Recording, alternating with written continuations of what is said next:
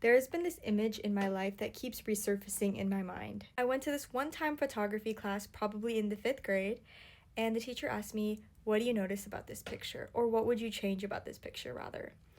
I look at this picture, and it's this beautiful back scenery with a foot on the top, like an actual foot.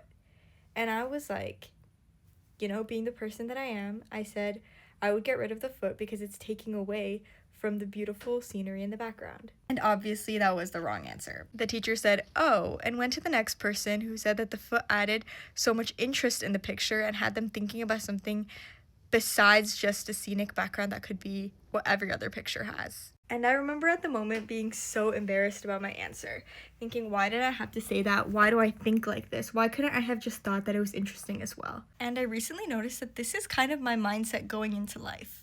I see things as a big, perfect picture, and that's how I paint my life and how I paint things for the future.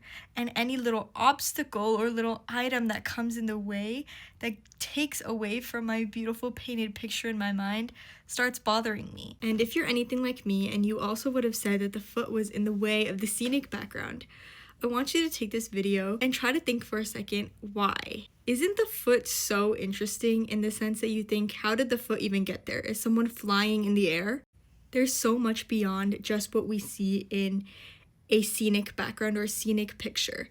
And having a perfect picture means that we want to display perfection to the outside world, but we don't care about the little interesting parts of life that come with being a part of life. That was a tough pill for me to swallow.